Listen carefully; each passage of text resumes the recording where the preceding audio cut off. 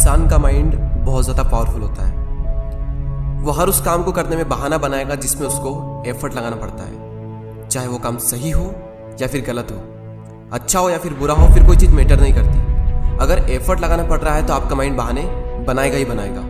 पढ़ने में एफर्ट लगाना पड़ता है, इसलिए माइंड हमारे सामने बहाने की पूरी लिस्ट रख देता है कि सुबह जल्दी उठकर इसलिए नहीं पढ़ सकता क्योंकि रात को लेट सोए थे। तो क्यों सोए थे? किसने कहा था रात को लेट सोने के लिए?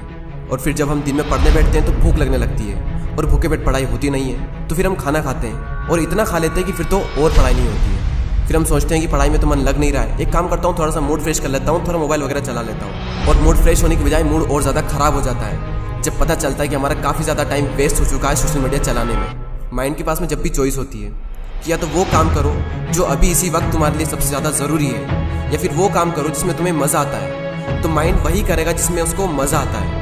और जिस काम में तुमको जितना ज़्यादा मज़ा आता है वहाँ पर तुम्हारा कॉन्सेंट्रेशन का लेवल इतना ज़्यादा होता है जिसकी कोई लिमिट नहीं। कई सारे लोग कहते हैं कि मेरी कॉन्सेंट्रेशन पावर बहुत वीक है, मेरा दिमाग कमज़ोर है। कोई कमज़ोर नहीं है। ये देखो कि तुम्हें सबसे ज़्यादा मज़ा किस काम को करने में आता है, वहाँ पर तुम्हारा फोकस उतना ही ज़्यादा होता है और इतना होता है जिसकी कोई लिमिट नहीं। तो यहाँ पर सीधी सी बात ये निकल करके आती है कि अगर आप अपने माइंड के हिसाब से चले तो आपका माइंड आपको बर्बाद करके रख देगा, क्योंकि माइंड तो वही चूज़ करेगा ना जिसमें उसको मज़ा आता है, और मज़ा हमेशा गलत चीज़ों में आता है।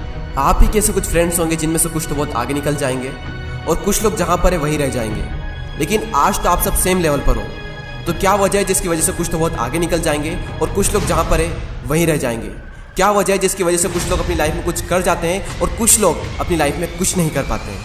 देखो, हर इंसान के पास में हर दिन चॉइस होती है।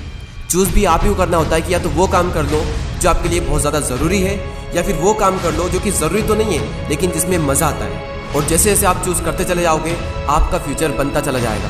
आपको पता भी नहीं चलेगा, आपकी लाइफ बर्बाद भी हो सकती है और आपकी लाइफ आबाद भी हो सकती है। वो डिपेंड करेगा आपकी चॉइस पर कि आप क्या चूज़ करते हो। एक बात हमेशा याद रखना कि अगर आप लाइफ में कुछ करना चाहते हो तो आपको रास्ता मिल ही जाएगा, लेकिन अगर आप कुछ नहीं करना चाहते हो तो आपको बहाना मिल ही जाएगा। और अगर बहाने बनाने लग गए तो जहाँ पर वहीं रह जाओगे, कुछ नहीं कर पाओगे अपनी लाइफ में। इसलिए बहाने मत बनाओ। एक दिन में तुम जितना काम कर सकते हो उतना काम कर डालो। अपने आप को ये बात समझाओ कि मैं उन चीज़ों से इतना दूर भाग रहा हूँ जिस पे मेरा पूरा का पूरा फ्यूचर डिपेंड करता है, और मैं भाग क्यों रहा हूँ? सिर्फ मेंटल पेन से बचने के लिए। जबकि ये बात तो मुझे पहले से ही पता है कि बिना संघर्ष के इंसान मजबूत नहीं बन सकता।